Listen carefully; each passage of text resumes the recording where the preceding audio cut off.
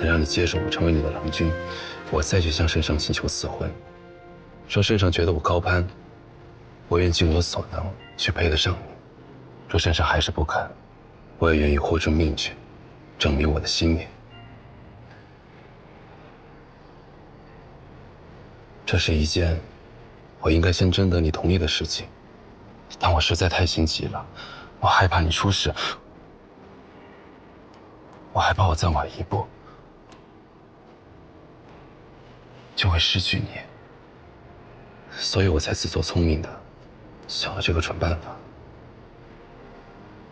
但如此之后，我又开始担心你凡事都有自己的打算，我不知道这样是不是打乱了你的计划，会不会让你觉得我自以为是？我脑子很乱，我越想我越想不明白。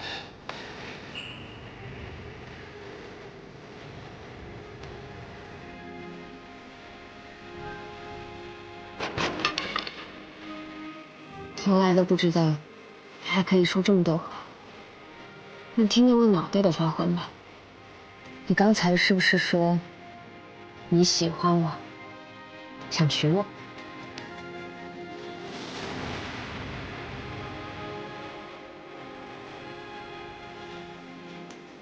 裴爷，我喜欢你，想娶你，怎么没答应我？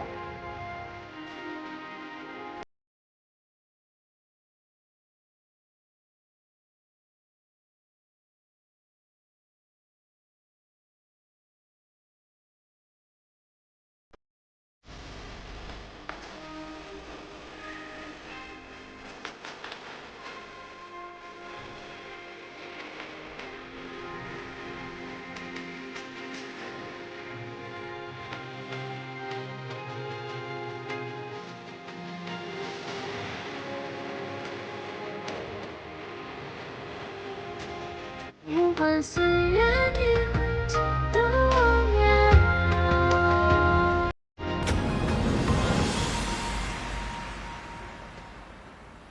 有旨。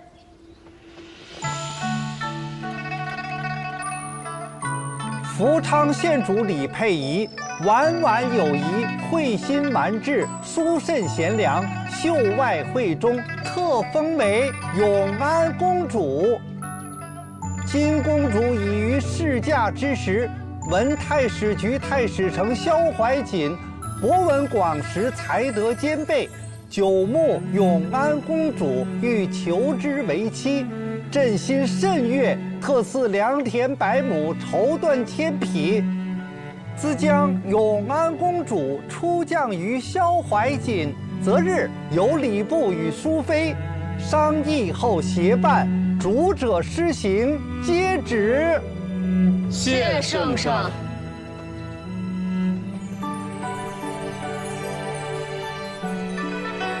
面见圣上谢恩。哦，圣上知公主病愈不久，特免了这些繁文缛节，让你回去好好休养，安心筹备婚事。圣上可知我禁足期间所遭之事？自然知道啊。哦，圣上盛怒，责令大理寺查明此事呢。责令大理寺查明，此事还需如何查明？哦，刚才奴婢忘了向公主道喜了。圣上啊，还额外恩典，将端王府改为永安公主府，赐予你作为府邸，日后公主可以回家了。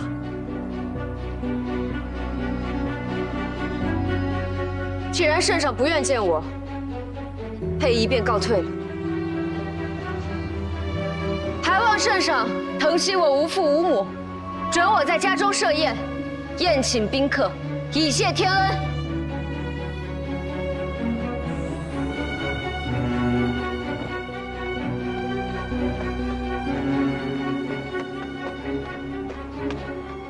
圣上口谕，允得公主之请。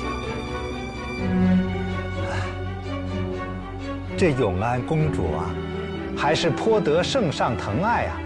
圣上应允了，赶紧谢恩吧。佩仪，谢圣上恩德浩大。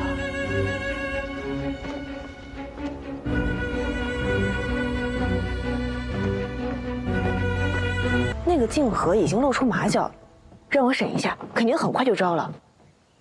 他虽然胆小，但是敢去死。一旦招了人，也就不活了。他不是主谋，逼得太紧，只怕会有变数。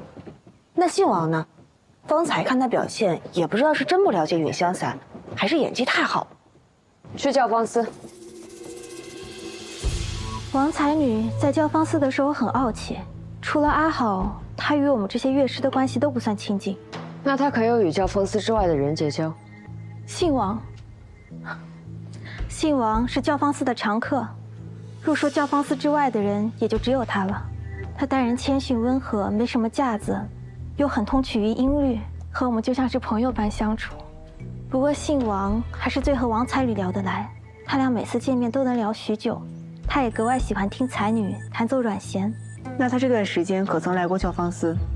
我今日还跟阿好说起，信王已经许久不来听曲了。阿好在哪？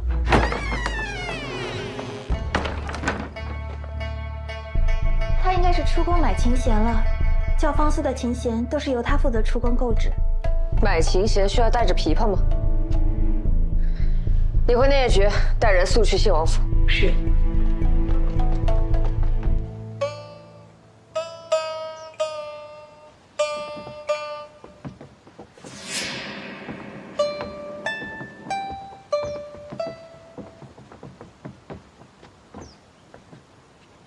金二郎，好久不见，快起身。许久未见，信王去教坊司，想着趁出宫买琴弦的机会，来府上为信王奏上一曲《千山渡》。这首曲子我也好久没听了，请吧。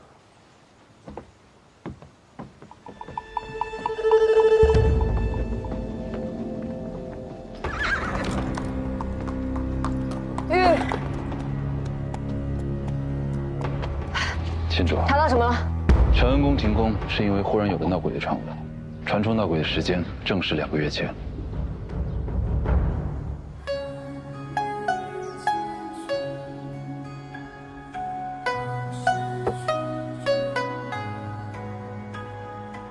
寒凉夜间去，往事曲中有。昔年与君合，今生月九州。静和，把我的软弦拿来。是。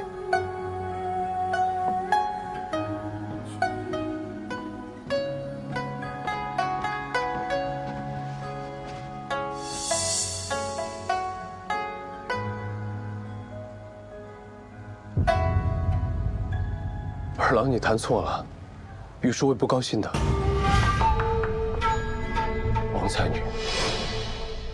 王才女会不高兴的。啊！不要！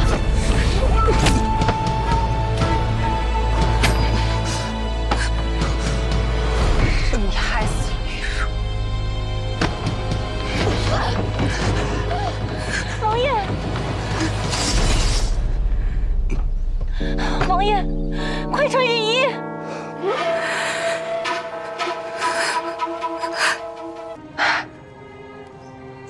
我竟然没有察觉到，那个人会是他。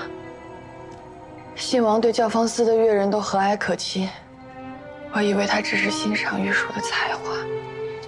可当我意识到，玉树被册封后，他再没来过教坊司，我才知道我之前有多傻。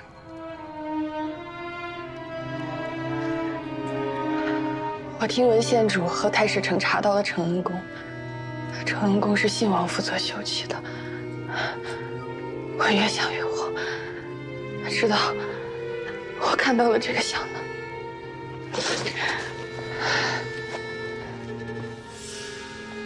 他竟然叫他玉书，他有什么资格这样叫他？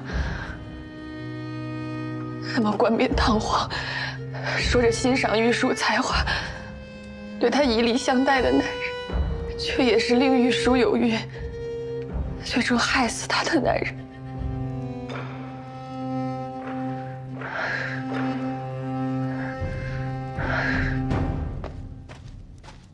韦贤妃来了。萧兄先去稳住他们，我随后便到。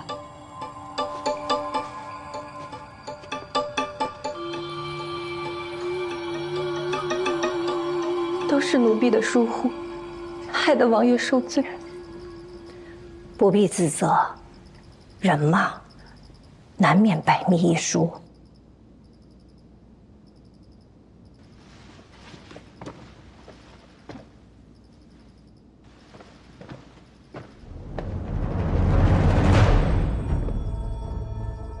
太史局太史丞萧怀景参见韦贤妃。早就听说太史局有位才俊，在内业局协助办案，但我现在想见的不是你。韦贤妃去看过信王了吗？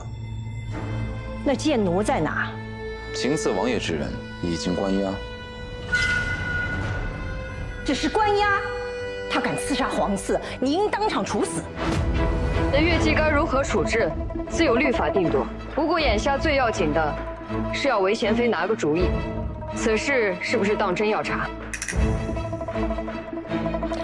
他刺伤皇子，岂能放了他？自然不能放过。行刺之事好查，我定会给韦贤妃和信王一个交代。但现下我有另一笔账要算，还请韦贤妃也能给我一个交代。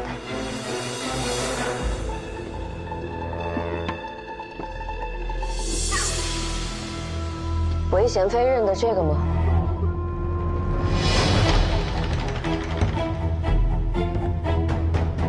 县主想说什么，直说便是。看来是认出来了。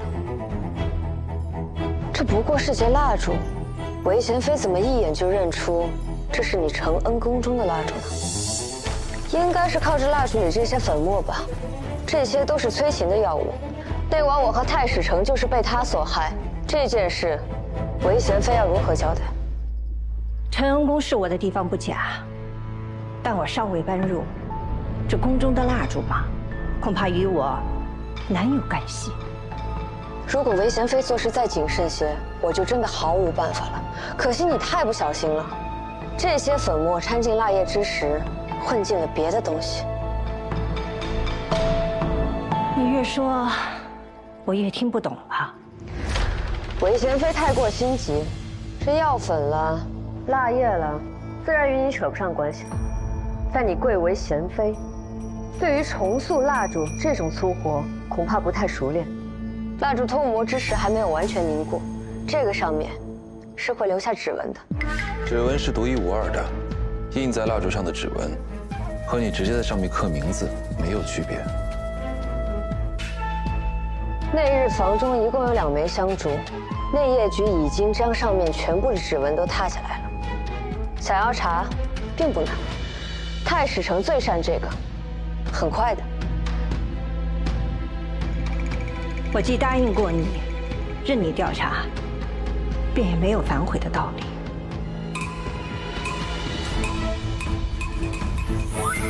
这种粗活，韦贤妃自然不会亲自动手。想必会找一个信得过的身边人代劳。我信得过的贴身宫人，便是外边的4位，县主大可以去查。40枚指纹嘛，太史丞不是什么难事吧？我只需要查一个人的指纹就可以。那个人可以随意出入宫中，且不被人怀疑，还能被你信任，为你办事。我的确是答应过县主，若要查玉清宫和承恩宫，我定会配合，知无不言。县主觉得泾河有嫌疑，我自然不会阻拦。泾河，你跟了我这么多年，玉清宫的女人，是有担当的，不要让我失望。这些蜡烛是奴婢准备的，请县主降罪。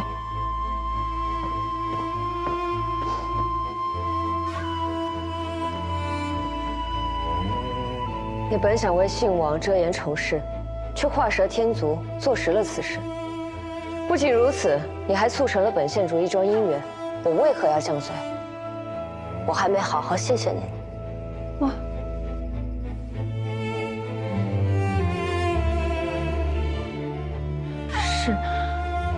我担心信王与王才女幽会的事情被县主发现，但是我太笨了，害了信王。不，是你爱慕信王，护住心切。如果没有你，王才女和信王幽会之事，恐怕早就败露了。信王是个好人，信王为人亲切，从不会因为我是一个宫人而轻视我。我偷偷仰慕他，但我也知道，这种仰慕只能到此为止。信王，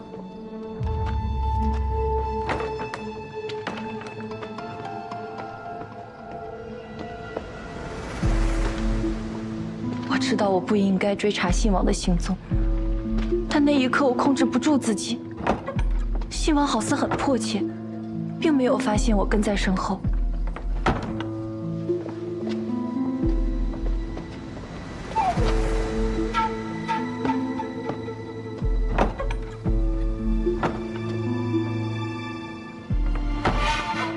你认出了他？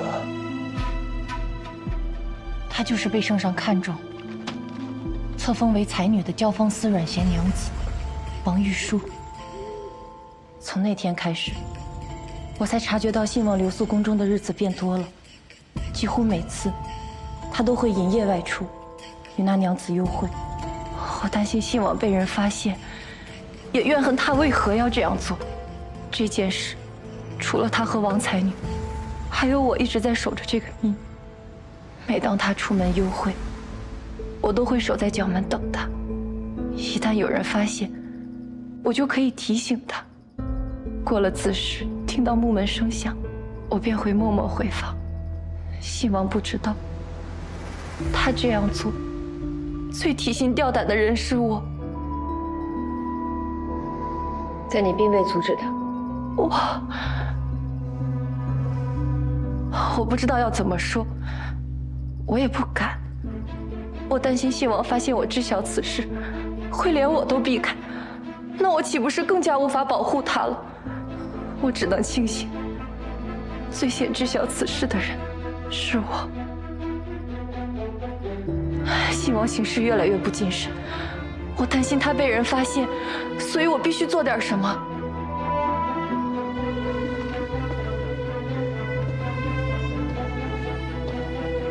于是你决定杀了王才女。为什么不呢？我是能阻止信王与他见面，还是能阻止王才女继续纠缠信王？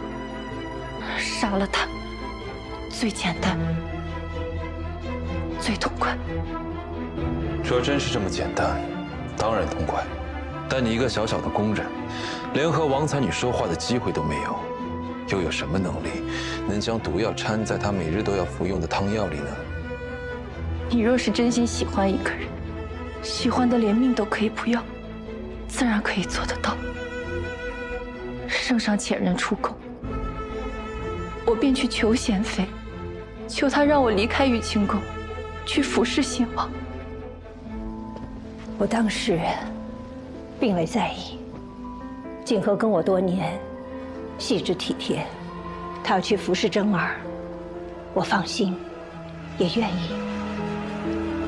索性将他赐为真儿的侍妾。就算你守在信王身边，也仍无法阻止他和王才女见面。我是无法阻止他与王才女见面，但是我发现，他们不只是幽会，而是密谋。但是我发现，他们不只是幽会，而是密谋。果然，我从他贴身的衣物里发现了一个精致的木盒，木盒里面藏着2粒药丸。碧溪丹。我不知道他们接下来打算干什么，但是我害怕极了，这一定是那个女人的主意。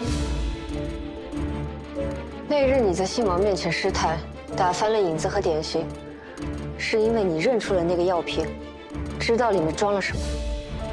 我没有想到县主真的找到了那瓶毒药。我知道你在试探我，但我哪怕暴露自己，我也不会让信王被你骗着吃下那瓶毒药。想必县主也知道，那装蝴蝶的盒子是安南特产的皮藤。这一切都是我一个人做的，我定不会让那女人拖累信王。信王上辈子一定积了不少功德，才能得你如此爱护。但若想将这味药神不知鬼不觉的下在太医署开给王才女的汤药里，并非你一人能完成。太史丞太小看我了。宫里的主子们纵然位高权重，但若真想做成什么事，还是要靠着我们这些小小的宫人。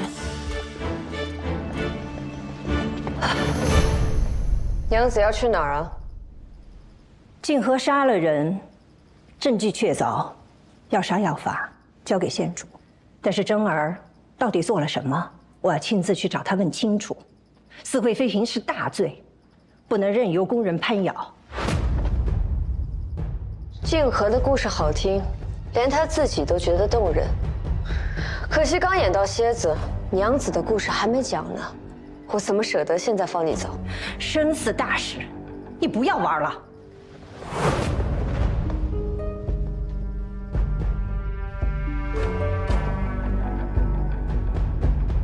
这贱奴为何在此？你是要包庇凶犯吗？娘子别着急啊，娘子应该认得这把软吧？是你送给王才女的，她恐怕并不喜欢，收到以后一次也没有碰过。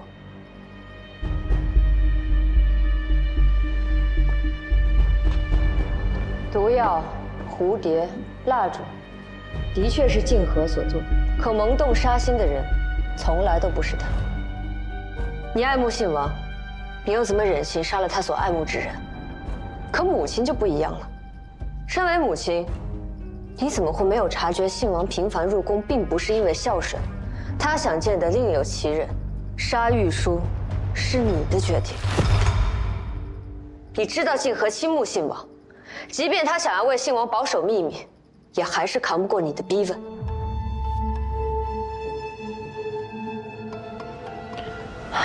不，是我出卖了信王。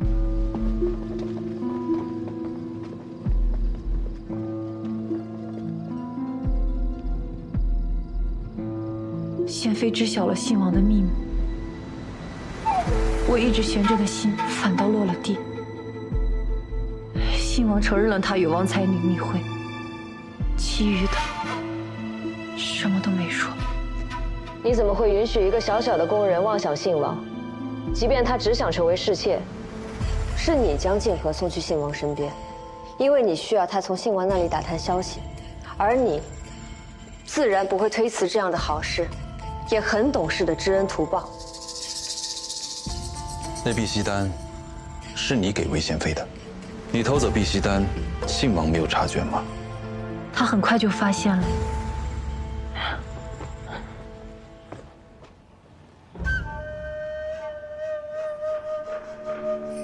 我知道，你也是在为我担心，静和，你不需要总是跪在我面前求我赎罪，你并没有做错什么，我们都是在做自己认为正确的事儿。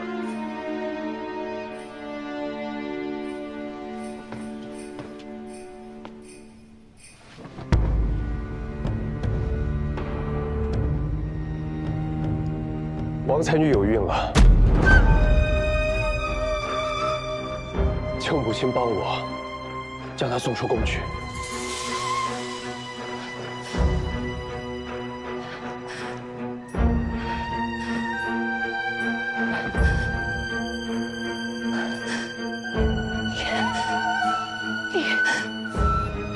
你知道你都干了什么吗？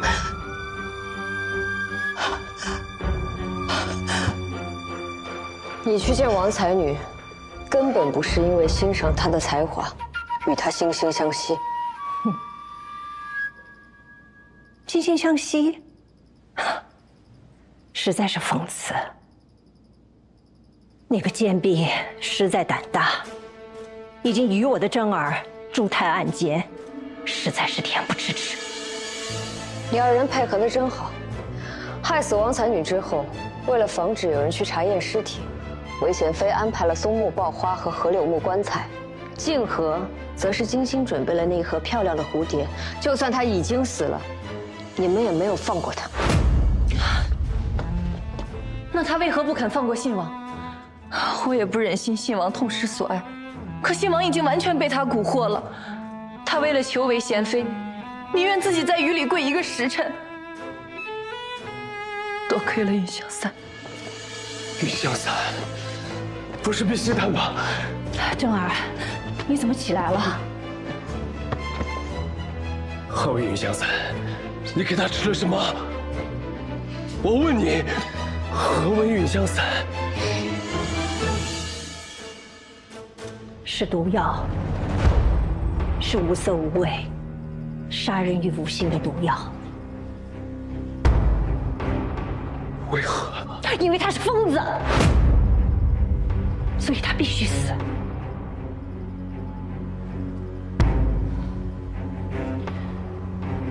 我曾经对他好言相劝，他就是有言不听。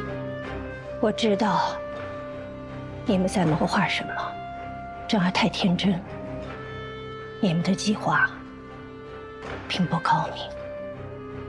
总要试试才知道。贤妃若是能帮我们保守秘密，也是功德一件。功德是造孽啊！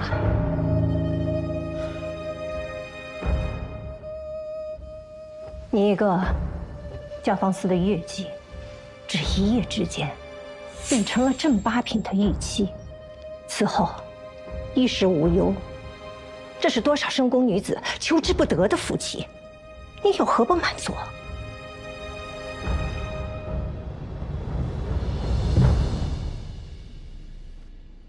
活着若只是贪图衣食无忧，未免也太无趣了些。我不缺钱，进宫只是为了学习琴艺。你所说的福气，我看不上。能本圣上赏识，是不上的尊荣。于你是尊荣，于我却是牢笼。若被圣上赏识的代价，是让我后半生永无自由，这赏识我不要也罢。那你就罔顾人伦，为了你的一己私欲，害我真儿一生。罔顾人伦，一己私欲，害人一生。贤妃这字字句句，我竟不知道是在说我，还是在说圣上。圣上的年纪做我父亲尚有余，只一时兴起，害我成了御妻，却又再不见我。我本可以离开这深宫，如今只能在这里孤独终老。你只是不甘心，这么快，自己便失宠了。我是不甘心自己的命运就这样轻易被人改变。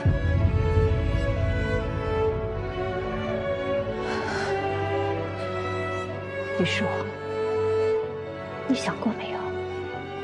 是你想要的太多了，宫中妃嫔拥有的不过如此。你想要荣华富贵，就去争宠；你想要悠闲自得，就安守本分。如果我想要自由呢？不被圣上记挂，同样也不必被约束所缚。你不是喜欢太软吗？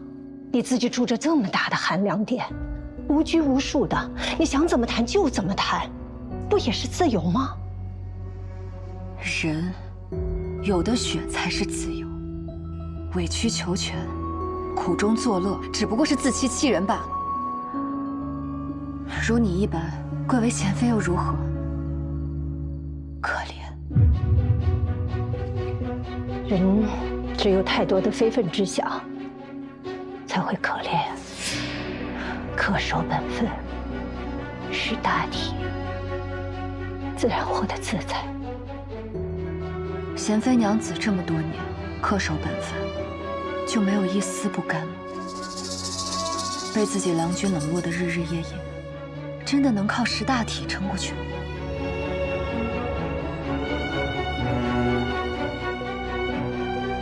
我有圣上的敬重，还有我的正儿。我们不是同道，各走各路。我本不必和你说这么多。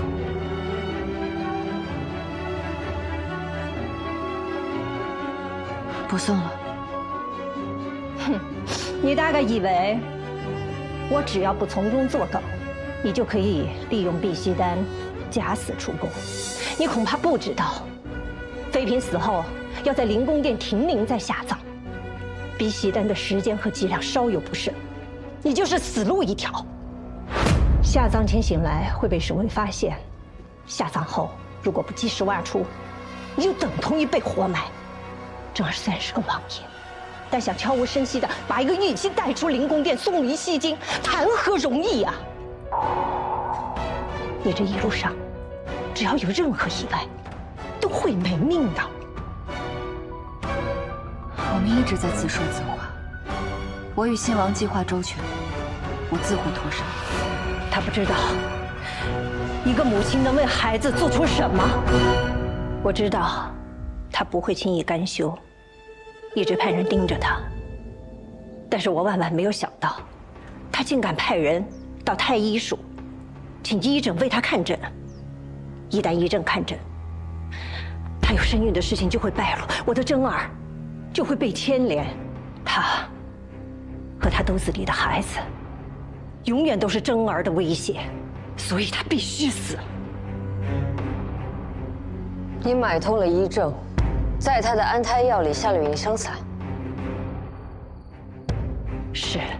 然后你哄骗信王说，愿意帮玉叔假死离宫，只是玉叔因为服用碧溪丹过量，没有醒过来。是。母亲，你为何什么都不告诉我？真儿，你性子醇厚，心又软，才会被别人哄骗。那女人她不爱你啊，她只是为了利用你。你忘了她，忘了这件事情，将来你会有一个堂堂正正的王妃，也会有一个清清白白的孩子。母亲就没想过，为何玉树敢找医正诊治吗？要么就是他犯蠢，要么他就是想以此威胁我、报复我。但不管怎么样，他就是该死啊！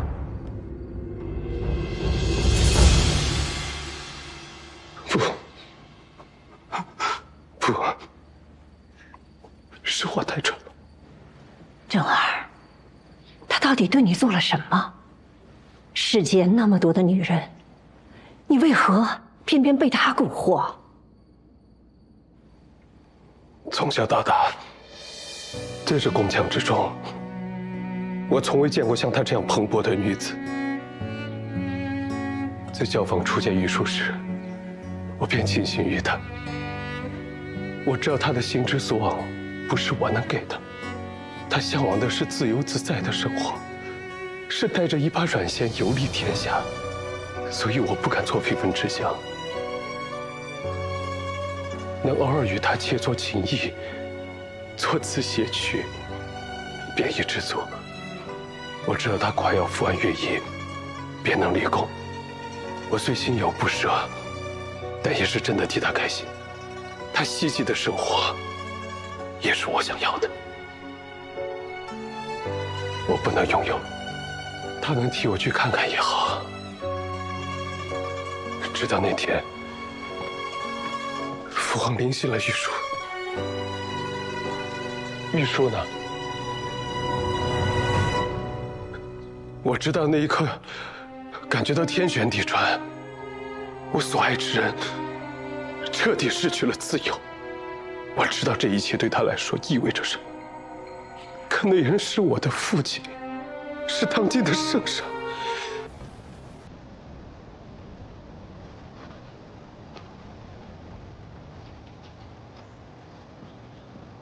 干嘛一直皱着眉啊？我虽然被关在里面，但起码还活着。我会救你出去的。不知道。我想让你相信，我会救你出去的。我相信。我知道你在期待什么。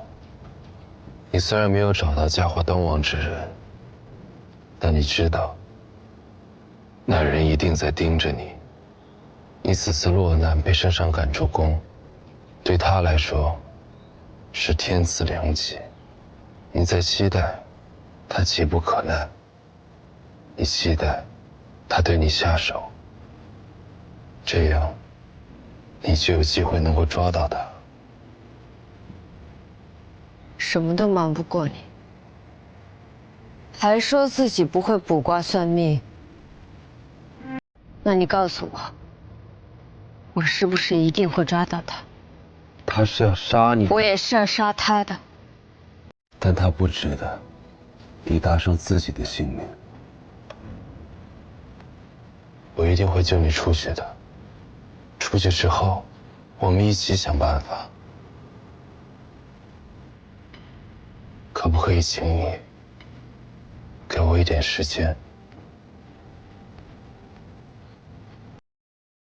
在这段时间里，不要伤害自己。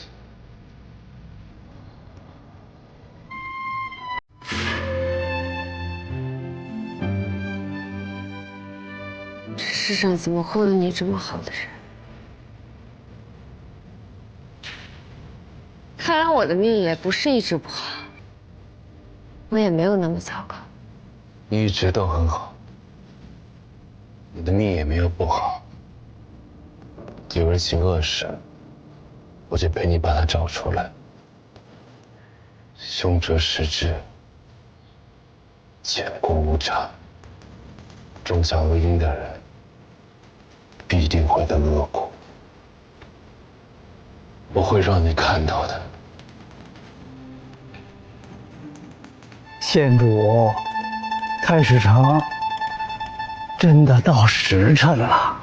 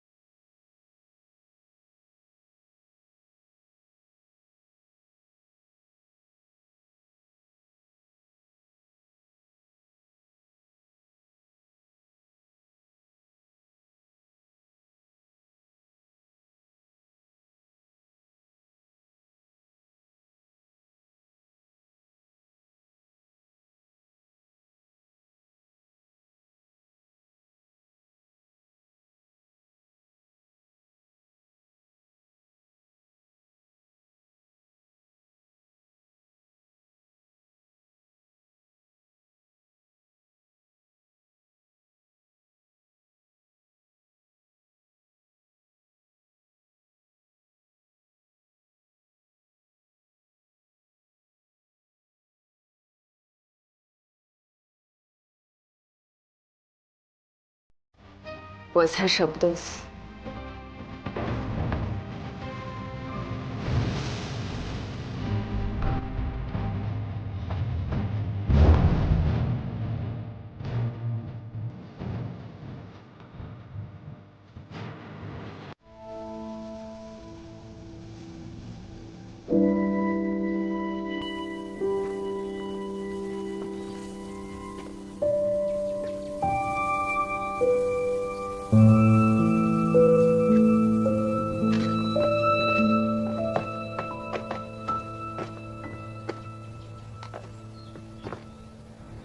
县主，房间月白还在布置，很快就能休息了。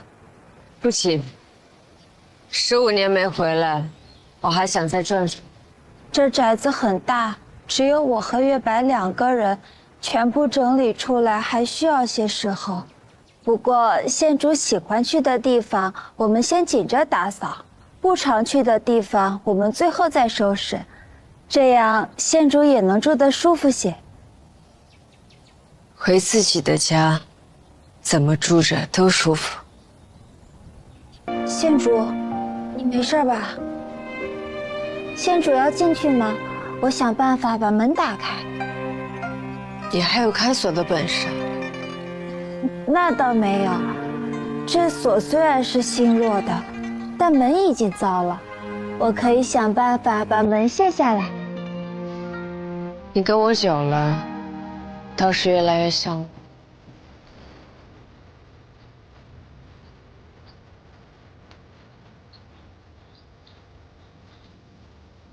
其实我也不知道自己到底是怎么想。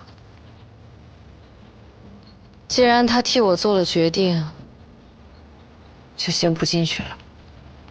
县主会算命？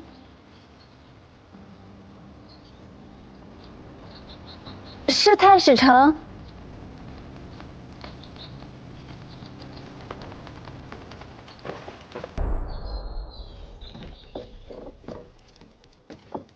活着回来了。老鬼头，你害我！彼此彼此，对付个黑羊也需要这么久吗？他有驼龙，我能活着回来，你还不夸夸我？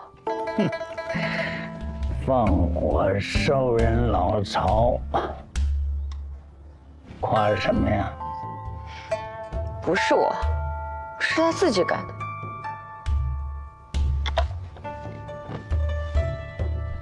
他死了。怎么，舍不得？他那还是有不少好东西的，可惜都见不得人。东西全烧了。那不至于。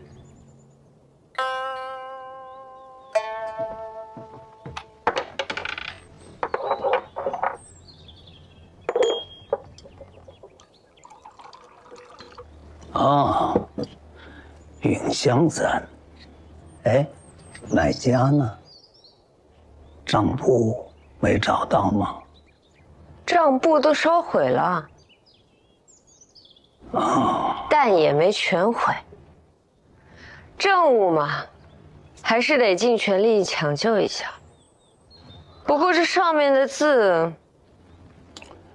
办案嘛，也不能都用寻常手段。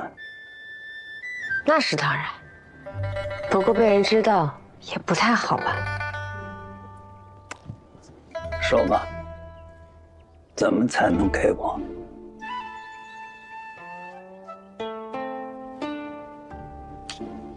不是给你了吗？我说的是暗格那把钥匙。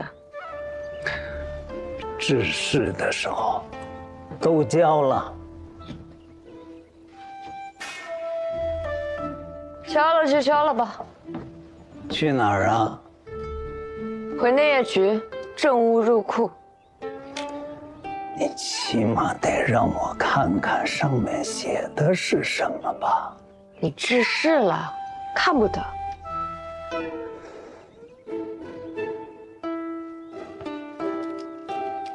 该。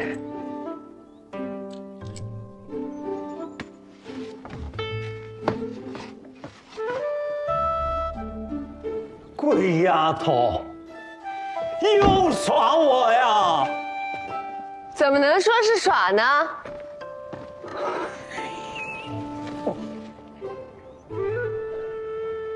还行，心病解除了。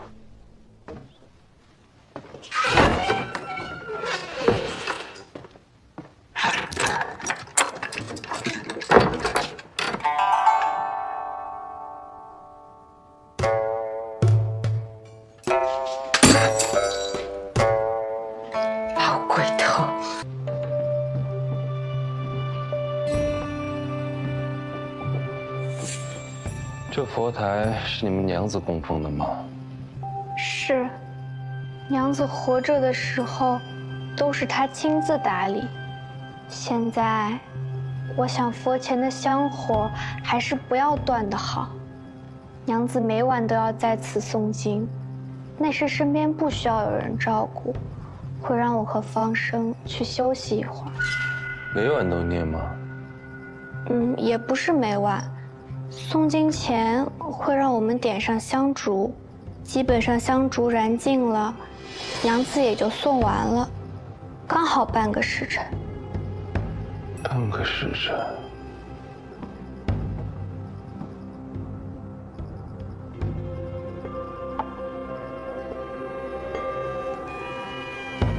这不是普通的香烛，而是酥油做的长明灯。你的伤还没好，今天还是先休息吧。皮外伤，又有老鬼头的药，不碍事。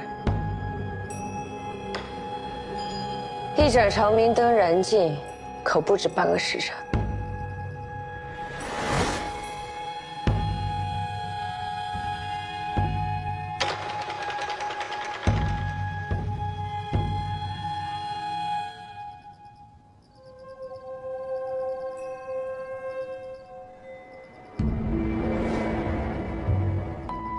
娘子诵经居然要1个多时辰，没觉得过了这么久啊。这人忙里偷闲，自然会觉得时间过得快些。王才女应该就是趁着1个多时辰的时间，独自离开寒凉殿的。如此，时间有了，接下来就要去找地点和人。1个多时辰的时间，若想幽会，往返脚程，应该是在半个时辰之内。寒凉殿已经是宫里最东南边的宫殿了，我们往西和北去找。北边是花园，圣上嫔妃们多喜去那里游玩，应该不是。那我们往西找。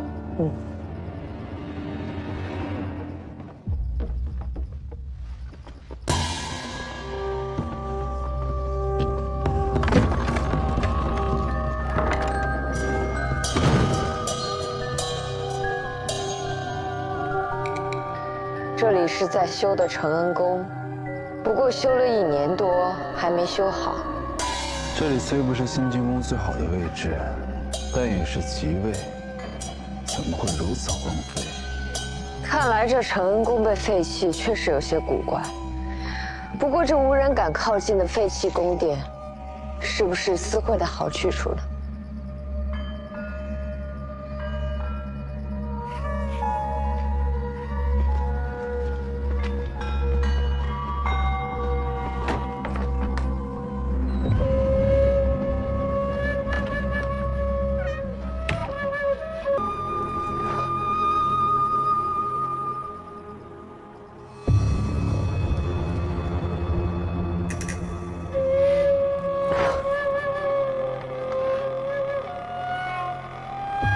秋秋，你看，整个承恩宫只有这一处偏房被修缮整齐，看来此处不一般。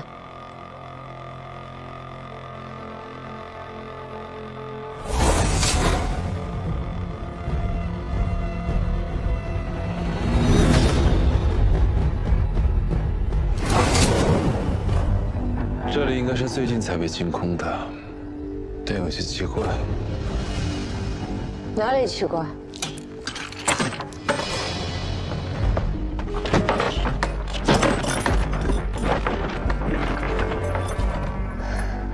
你将房门反锁也无用，想在宫中杀人灭口，实在是痴心妄想。请仙主好好享受吧。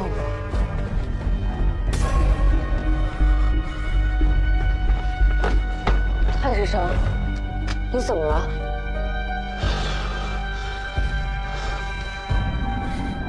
头怎么这么烫？屋子有问题。哪里有问题？蜡烛。有迷烟。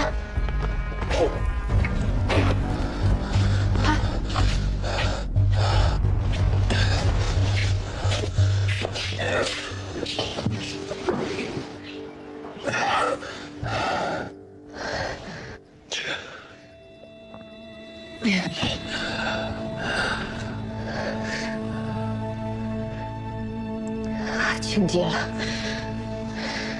只要和清白扯上关系，任我有天大的本事，也一定会被束住手脚。贤主不是寻常女子，但女子魔秀，牵扯的不只是她一个人。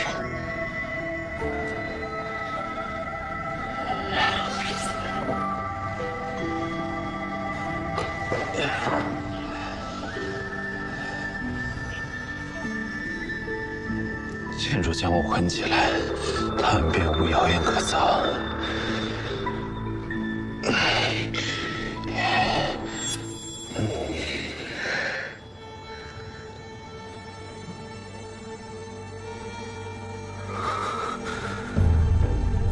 太史丞，真难得你又聪慧又简单。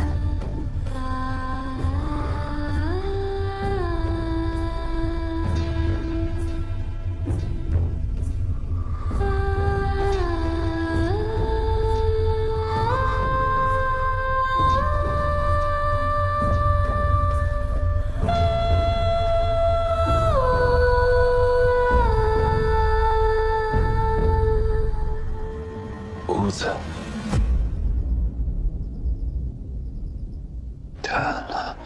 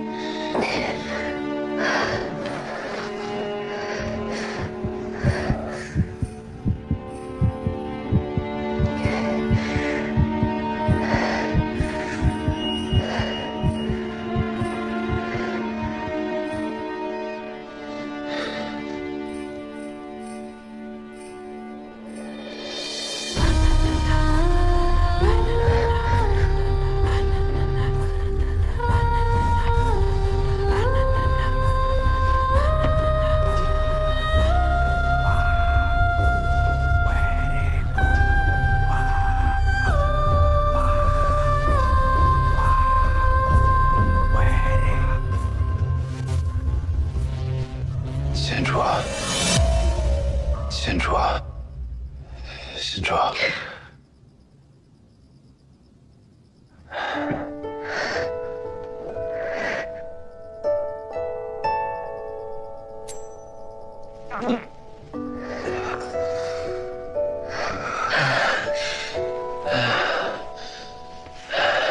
好热。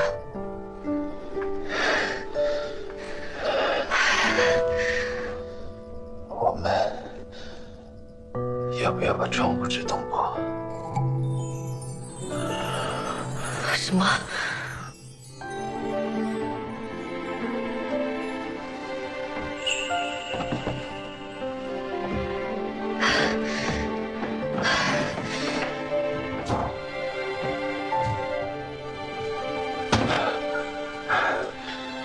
贤主，快来帮忙！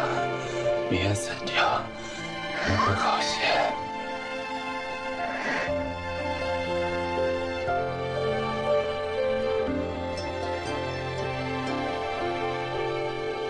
我中了迷，没力气了。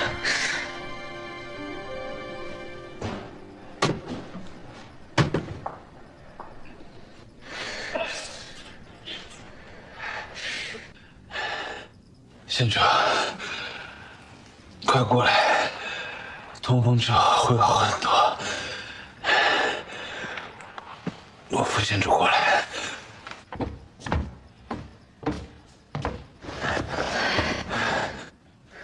太师长，得罪了。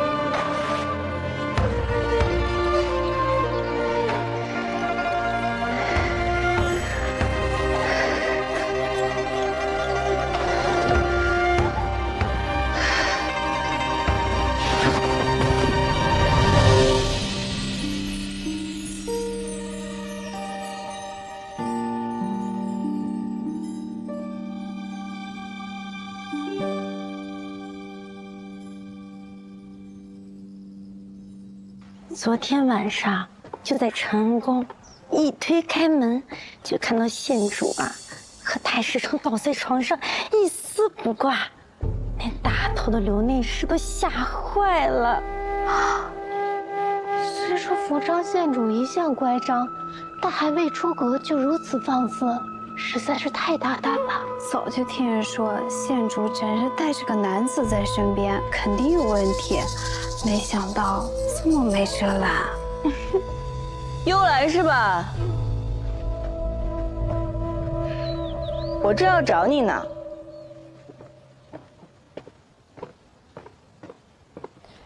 找我啊？有人托我带话给你。南角门的金吾卫说，你的心意他知道了，但他已有婚约，实在是不能接受你的情谊。你给他的帕子他也丢掉了，让你以后别再这样做了。心意，帕子，你在说什么？什么金吾卫？是他死帕？哦，对了，他还说，让你以后别趁着值夜班的时候偷溜出去，万一这要是被人看到了，不好的。胡说八道！是哪个胡人在造谣啊？你是淑妃宫里新来的幽兰吧？帕子上绣着个兰花。是。那就没错了。我提醒你一句啊，以后行事低调一些，万一被人告到淑妃那里，你是要被赶出去的。要被赶出去？你到底在说什么？我什么都没有做，为什么要被赶出去啊？你不是喜欢造谣吗？送你也当一次主角。你。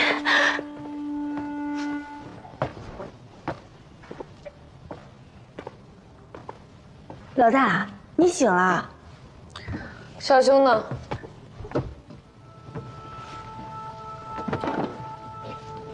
都什么时候了，还惦记太史城呢？被送回萧府了。老大，你再怎么说也是个女儿家，以后夜里禅，你带上我好不好？孤男寡女独处一室，再怎么说传出去也不好听啊。我查案被人暗算了，我当然知道了，但是别人不管那么多的，皇家秘辛，当然是说的越刺激越离谱越好了。我听听有多离谱。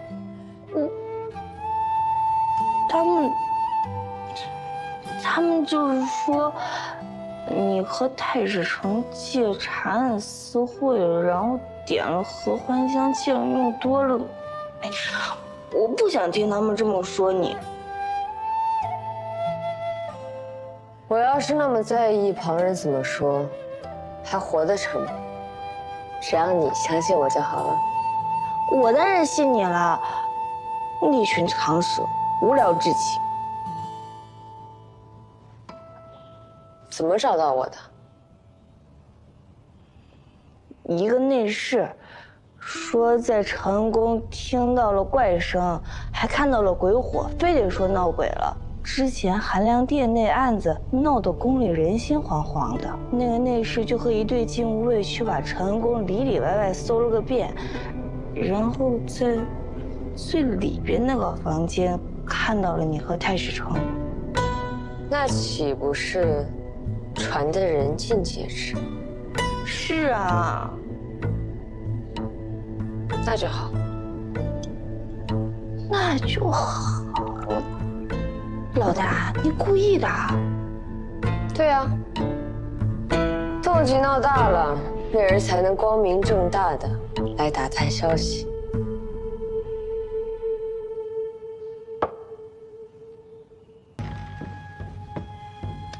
娘子万安，韦贤妃万安。佩仪，快过来。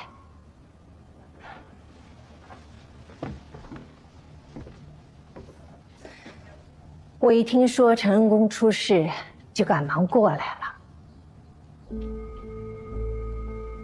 承恩宫是圣上赐给韦贤妃的寝殿，虽然还在修葺中，但终归算是他的地方。承恩宫从修葺开始就事故不断，如今竟发生了这种事，你怎么会去那儿？是在查玉树的案子？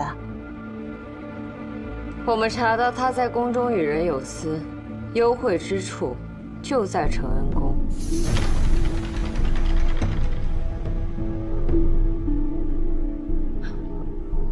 这么大的罪名啊，有何实证？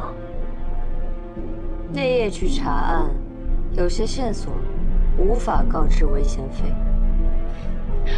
我就说啊，这承恩宫风水有问题，我必得向圣上恳请，不如就推倒重新建算了。是啊，王才女在韦贤妃的废宫中与人幽会，去世前又与韦贤妃颇有来往，也不知这中间有何因缘。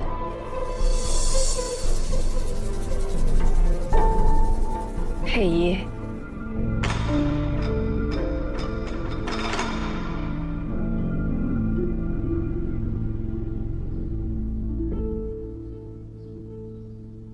这承恩宫毕竟是我的宫院，